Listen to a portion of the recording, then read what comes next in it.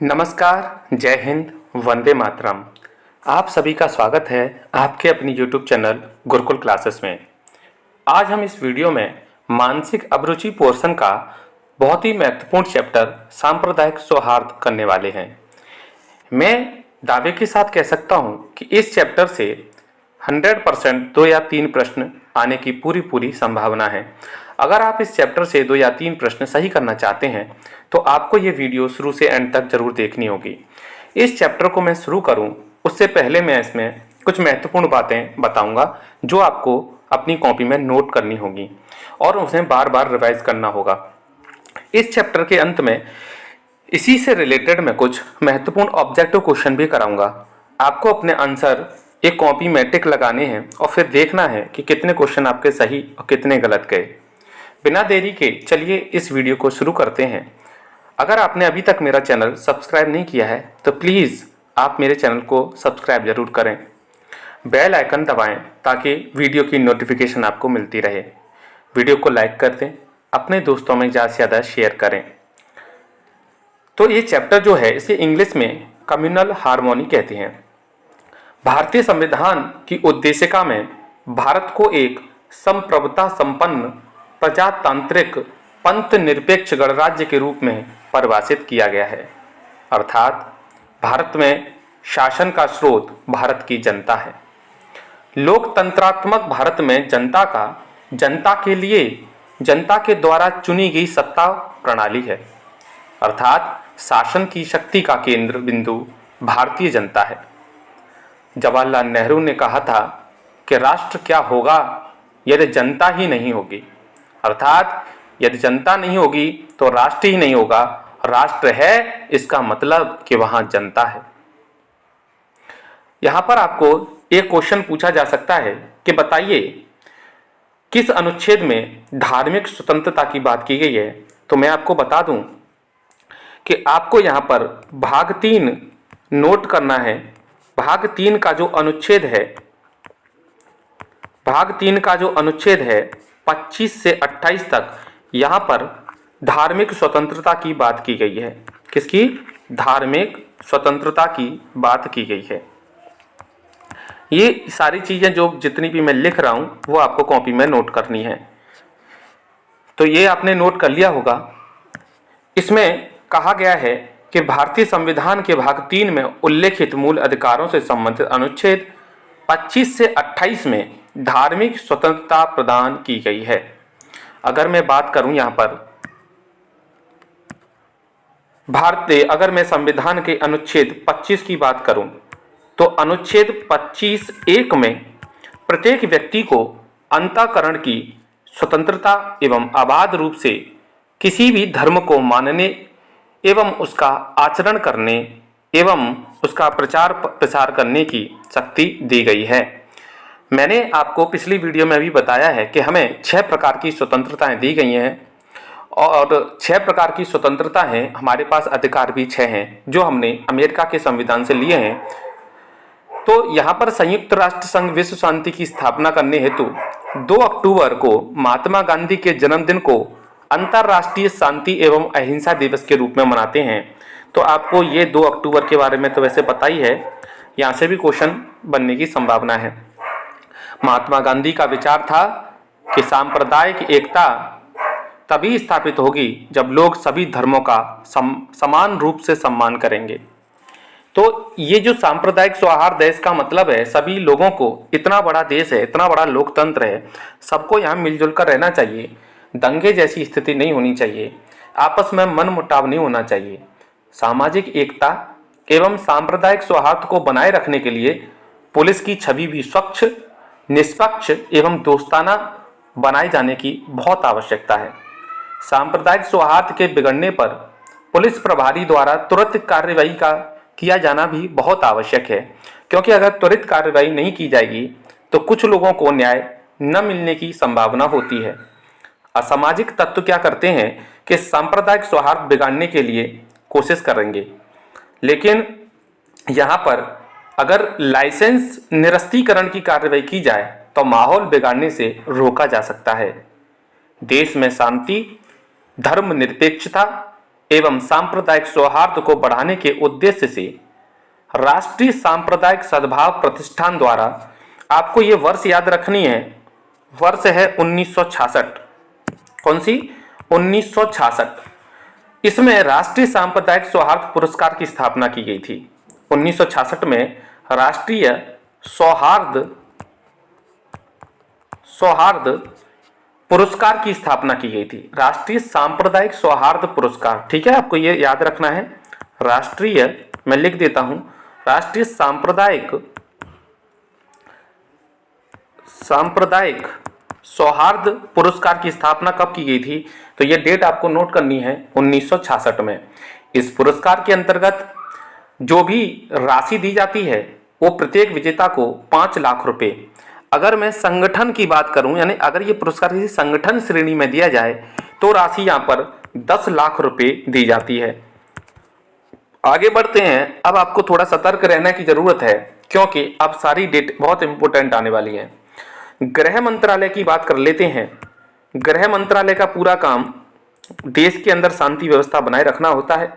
भारत सरकार ने 19 नवंबर से 25 नवंबर तक बीच में 2015 को, कौन सी? 2015 को कौमी एकता दिवस, कौन सा? कौमी एकता दिवस के रूप में मनाया। तो ये पूछ सकता है कि बताइए कौमी एकता दिवस पहली बार कब मनाया था? तो 19 नवंबर से 25 नवंबर 2015 को मनाया था। इसके अंतर्गत राष्ट्रीय एकता दिवस भी 19 नवंबर 2015 को मनाया गया था। 19 नवंबर 2015 को मनाया गया था। ये क्या मनाया गया था? तो राष्ट्रीय एकता दिवस। मैं यहाँ लिख देता हूँ एक बार, आपको यहाँ पता होना चाहिए राष्ट्रीय एकता दिवस कब मनाया गया था। तो आपको 19 नवंबर डेट याद रखनी है। 19 नवंबर आ सकता है पेपर में। राष्ट्रीय एकता दिवस 19 नवंबर 2015 में मनाया गया था।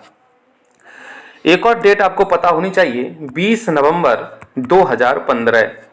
तो 20 नवंबर 2015 को अल्पसंख्यकों का कल्याण दिवस मनाया गया था। किसका?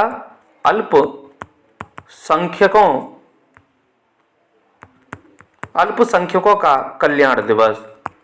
पूछेगा कब मनाया गया था, तो आपको बताना है 20 नवंबर को अल्पसंख्यकों का कल्याण दिवस मनाया गया था। ये डेट आपको कॉपी में नोट करनी है। अगर मैं 22 नवंबर की बात करूं, ये डेट भी इंपॉर्टेंट है। 22 नवंबर 2015 को कमजोर वर्ग दिवस मनाया गया था। कौन सा? कमजोर वर्ग दिवस। कमजोर वर्ग दिवस कब मनाया गया था? 22 नवंबर 2015 को। अगर मैं बात करूं 23 नवंबर को कौन सा दिवस मनाया गया था? 23 नवंबर 2015 को सांस्कृतिक एकता दिवस मनाया गया था। क्या? सांस्कृतिक एकता दिवस मनाया गया था। ये सारी चीजें आपको कॉपी में नोट करनी है। इस चैप्टर से ये बहुत ही महत्वपूर्ण डेट है। मैं 24 नवंबर की बात करूं तो 24 नवंबर 2015 को क्या मना, वैसे तो डेट देखो बहुत सारी है। 9 जनवरी को क्या मनाते हैं? प्रवासी भारतीय दिवस। 8 मार्च को अंतर्राष्ट्रीय महिला दिवस। बहुत सारी डेट हैं, लेकिन ये जो डेट मैं बता रहा हूं ये पुलिस विभाग से संबंधित है, इसलिए महत्वपूर्ण है। 24 नवंबर 2015 को बात करें तो महिला दिवस मनाया गया था। कौन सा? महिला दिवस मनाया गया था। ठीक है। और 25 नवंबर 2015 की बात कर लेते हैं तो 25 नवंबर 2015 को प्राकृतिक संरक्षण दिवस मनाया गया था। क्या? प्राकृतिक संरक्षण दिवस मनाया गया था। तो ये जो डेट मैंने जितनी भी बताई हैं ये आपको याद होनी चाहिए। कॉपी में नोट करोगे, बार बार इनको रिवाइज करोगे तो जरूर याद हो जाएंगे। और सबसे महत्वपूर्ण जो दिन है वो है 25 नवंबर 2015, क्योंकि इस दिन जो है वो सांप्रदायिक सौहार्द, जो चैप्टर का नाम है सौहार्द, झंडा दिवस मनाया गया था। क्या मनाया गया था? झंडा दिवस मनाया गया था। तो ये जितनी भी डेट मैंने बताई ये आपको पता होनी चाहिए। तो ये इस चैप्टर में जितनी भी महत्वपूर्ण चीजें थी वो मैंने आपको बताई। चलिए अब कुछ महत्वपूर्ण प्रश्नों पे गौर करेंगे। आपको अपने आंसर कमेंट में देने हैं या कहीं कॉपी में नोट करने हैं और एंड में आपको चेक करने हैं कि आपके कितने क्वेश्चन सही गए। तो चलिए पहला क्वेश्चन पे आते हैं। पहला क्वेश्चन है, आपका महान अभिप्राय, आप अपने समाज में सांप्रदायिक सौहार्द कायम रखना है, आप इसे किस प्रकार कर सकते हैं। इसी प्रकार के क्वेश्चन आपको देखने मिलेंगे। हमेशा केवल उसी को स्वीकार करें जो कि बहुसंख्यक समुदाय चाहता है। क्या केवल बहुसंख्यक समुदाय का कुछ चाहेंगे? ये तो मुझे नहीं लग रहा है। किसी विशेष समुदाय के धार्मिक भाषणों के प्रसार को प्रतिबंधित कर देंगे? नहीं। तालमेल न बनाए रखने के परिणामों के बारे में सांप्रदायिक प्रमुखों को धमकी देना है? ये तो बिल्कुल ही गलत लग रहा है। तो एक ही ऑप्शन बचा कि व्यक्तियों की डर, ईर्ष्या, घृणा से ऊपर उठने में मदद करेंगे। तो इसका ऑप्शन कौन सा सही होना चाहिए? ऑप्शन डी इसका बिल्कुल सही आंसर होना चाहिए। इससे आपको ये भी पता चलेगा किस प्रकार से ऑप्शन को एलिमिनेट कर सकते हैं। नेगेटिव वाले जितने पॉइंट है उन्हें हटा देना है, पॉजिटिव सोचना है, जनता के हित में सोचना है। क्वेश्चन नेक्स्ट पे आते हैं, इनमें से आपकी राय क्या है। सेकंड क्वेश्चन है, इनमें से आपकी राय क्या है। जाति जीवन में सर्वोपरि है, मित्रता और स्नेह जाति से परे है, किसी को अपनी जाति के विरुद्ध नहीं जाना चाहिए, या जाति के प्रति ईमानदारी सबसे सुरक्षित मार्ग है। तो आपका आंसर क्या होना चाहिए? तो आपका आंसर मेरे हिसाब से बी आंसर होना चाहिए। मित्रता और स्नेह जाति से परे हैं, बी आंसर इसका सही होना चाहिए और इसका बी आंसर बिल्कुल सही है। एक पुलिसमैन को किसके प्रति जिम्मेदार होना चाहिए? समाज, जाति, स्वयं या किसी भी के नहीं? तो इसका आंसर होगा ऑप्शन ए समाज। पुलिसमैन को समाज के प्रति जिम्मेदार होना चाहिए। आगे बढ़ते हैं। नेक्स्ट क्वेश्चन, क्वेश्चन नंबर 4, सांप्रदायिक सौहार्द स्थापित करने का प्रभावी साधन है। शिक्षा, धार्मिक शिक्षा, शिक्षित एवं जागरूक समाज, या इनमें से कोई नहीं। तो फोर्थ का जो सही आंसर होगा वो होगा ऑप्शन सी, शिक्षित एवं जागरूक समाज। आगे बढ़ते हैं। इस वीडियो को ज़्यादा से ज़्यादा शेयर करें ताकि उन स्टूडेंट को लाभ मिल सके इसका जिसकी तैयारी कर रहे हैं। सांप्रदायिक का प्रमुख कारण क्या है? धार्मिक संकीर्णता, व्यक्तिगत एवं राजनैतिक स्वार्थ, दोषपूर्ण नेतृत्व, या उपयुक्त सभी। तो इसका पांचवें का सही आंसर होगा उपयुक्त सभी, ऑप्शन डी। सांप्रदायिक सौहार्द बढ़ाने का प्रभावशील उपाय है, बताइए। प्रत्येक धर्म संप्रदाय का सम्मान करना, प्रत्येक धर्म समुदाय के प्रति समान व्यवहार करना। मुझे तो ऑप्शन ए और बी दोनों सही नजर आ रहे हैं। धर्म विशेष के प्रति नहीं, धर्म विशेष के प्रति तो जाना ही नहीं है, तो ऑप्शन डी इसका सही आंसर होना चाहिए। क्वेश्चन नंबर 7 है, सांप्रदायिक रूप से संवेदनशील क्षेत्र में नियुक्त प्रशासनिक एवं पुलिस अधिकारियों को सांप्रदायिक सौहार्द बनाए रखने के लिए आवश्यक है। धार्मिक व राजनीतिक प्रबुद्ध जनों से संपर्क बनाकर सामंजस्य स्थापित करें। जी सही लग रहा है। राजनीतिक दबाव में आना नहीं है, धर्म विशेष में जाना नहीं है, संबंधित क्षेत्र से अपना स्थानांतरण करवा लें। जी नहीं, मुझे लगता है ऑप्शन ए इसका सही आंसर होना चाहिए। सभी के हित के बारे में है ये, ऑप्शन ए सही आंसर होगा। क्वेश्चन 10 पे आते हैं, सांप्रदायिक सौहार्द बनाए रखने में प्रभावी माध्यम क्या है? बताइए अपना आंसर कमेंट बॉक्स में दीजिए। सांप्रदायिक सौहार्द बनाए रखने में प्रभावी माध्यम क्या है? तो 10वें का आंसर होना चाहिए इंटरनेट, केबल नेटवर्क, समाचार पत्र, उपयुक्त सभी, ऑप्शन डी इसका सही आंसर होगा। भारतीय संविधान में धार्मिक स्वतंत्रता का अधिकार वर्णित है, बताइए। ये मैंने अभी देखो बोला था ना कि इसको नोट कर लेना, इंपॉर्टेंट है। तो 11वें का आंसर होगा 25 से 28, ऑप्शन ए इसका सही आंसर होगा। ठीक है। क्वेश्चन, देश में शांति, धर्मनिरपेक्षता एवं सांप्रदायिक सौहार्द को बढ़ाने के उद्देश्य से राष्ट्रीय सांप्रदायिक सद्भाव प्रतिष्ठान द्वारा स्थापित किया गया पुरस्कार कौन सा है? 12 का आपको आंसर देना है और 12 का सही आंसर होगा विकल्प बी, राष्ट्रीय सांप्रदायिक सौहार्द पुरस्कार। क्वेश्चन 13 पे आते हैं, देश में गृह मंत्रालय भारत सरकार द्वारा 19 नवंबर से 25 नवंबर 2015 को क्या मनाया गया था? तो ये तो सिंपल क्वेश्चन है, कौमी एकता सप्ताह मनाया गया था, ऑप्शन ए। गृह मंत्रालय भारत सरकार द्वारा 19 नवंबर 2015 को क्या मनाया गया था? बताइए। 14 का आंसर आपको देना है। 19 नवंबर को मैंने अभी लिखाया था थोड़ी देर पहले, राष्ट्रीय एकता दिवस मनाया गया था। ऐसे क्वेश्चन आपके एग्जाम में देखने मिलेंगे। 15 पे आते हैं, कौमी एकता सप्ताह के अंतर्गत महिला दिवस कब मनाया गया था? 15 का आंसर। तो महिला दिवस मनाया गया था 24 नवंबर 2015 को। गृह मंत्रालय भारत सरकार द्वारा कौमी एकता सप्ताह के अंतर्गत अल्पसंख्यकों का कल्याण दिवस कब मनाया गया था? अल्पसंख्यकों का कल्याण दिवस कब मनाया गया था? बताइए आंसर। तो अल्पसंख्यकों का कल्याण दिवस मनाया गया था 20 नवंबर 2015। ऑप्शन बी सही आंसर होगा। गृह मंत्रालय भारत सरकार द्वारा कौमी एकता सप्ताह के अंतर्गत सांप्रदायिक सौहार्द झंडा दिवस कब मनाया गया था? ये तो आपको याद भी होगा। झंडा दिवस कब मनाया गया था? 17 का आंसर देना है। 20, 22, 25 या 27 नवंबर। तो इसका आंसर है ऑप्शन सी 25 नवंबर। 26 क्वेश्चन टोटल हैं इसमें। यदि सभी नागरिक विभिन्न धर्मों का त्योहार एक साथ मिलकर मनाएं तो निम्नलिखित में से किस प्रमुख समस्या का समाधान हो जाएगा? 18 में का आंसर आतंकवाद का, क्षेत्रवाद का, जातिवाद का या सांप्रदायिकता का? तो 18 में का आंसर होगा ऑप्शन बी सांप्रदायिकता का।